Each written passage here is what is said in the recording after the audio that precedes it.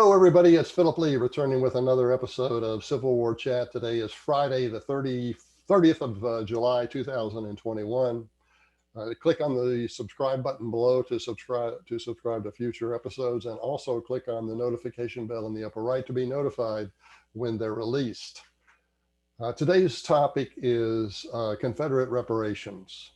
So let me pull up my notes here, and we shall begin. Although many elite activists urge reparations for slavery, few are aware that ex-Confederates and their descendants have already paid a form of reparations for losing the Civil War, if not for slavery. Examination of federal budgets during Reconstruction revealed they paid their share of federal taxes for sizable budget items that, if funded by an independent defeated foe, would have undoubtedly constituted reparations. The following table, and I'll pull that table up now by doing a screen share. So hang on. Here we go, screen share. Here's the table, do the share, and I'm going to enlarge it so you'll be able to see it.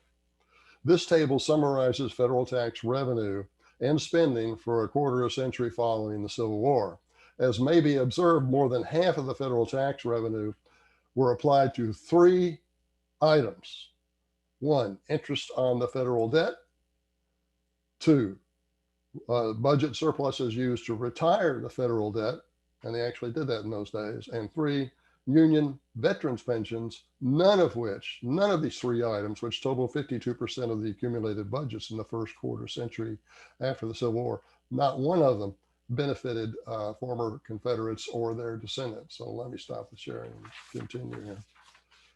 The first budget item of no benefit to Southerners was the interest on the federal debt. Now, during the Civil War, the federal debt swelled from 65 million in 1861 to 2.7 billion in 1865, translating to a 42-fold increase. The debts were incurred when the federal government issued bonds to finance the war. Since ex-Confederates did not own any of those bonds, they collected none of the interest paid on them. During the first 25 years after Appomattox, the interest payments alone represented 23% of the accumulated annual budgets. Second, ex-Confederates derived no benefit from the budget surpluses used to pay off the principal amounts of the federal bonds. Unlike today, the 19th century Washington government did reduce federal debt, although gradually. During the first 25 years after the end of the Civil War, the surpluses used to retire that debt represented 17% of the accumulated annual budget. So if you take interest payments and principal retirement, 23% and 17%, you get 40% of the annual budget for the first quarter century used just for those two items. Now, the third one, I'm going to have to do another screen share to show you. All right, here it is. The third item is the Union veterans pensions. The third reason that the larger federal spending in the North understates the fiscal penalties paid by the Southerners involves Union veterans pensions. Annual pension disbursements for Union soldiers and their dependents grew far beyond the first quarter of a century after the war, when they represented 12% of the annual budget. So if you take the 17%, the 23% for interest, the 17% for retiring the debt, plus 12% for Union veterans pensions in the first quarter century after the war, that's 52% of the annual disbursements did nothing, not at all, not one iota was paid to former Confederates or their descendants. Let me just stop the share here so I can get my picture back up on the screen. For 30 years, because the Union veterans pensions continued well beyond the first 25 years after the war. For the 30 years from 1880 to 1910, Union veterans pensions averaged more than 25% of the federal budget. 12% in the first 25 years, and then from 1880 to 1910, 25% Union veterans pensions. They peaked at more than 40%. That single item of Union veterans pension was 40% of the entire federal budget in 1893. By 1917, the accumulated pensions totaled over $5 billion, which was more than twice as much as the northern states paid to finance the Civil War during the war. By 1842, payments had totaled over $8 billion.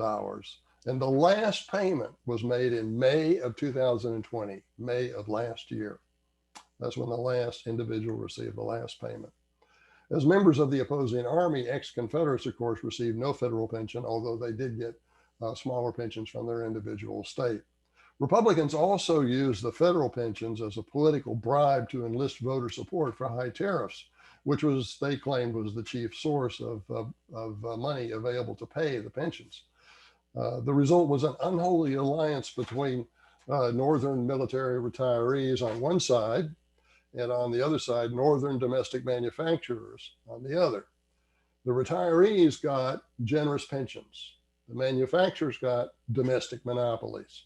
In 1866, for example, railroad iron was priced at $32 a ton in Liverpool, but $85 a ton here in the United States. And the difference, of course, was the protective tariff.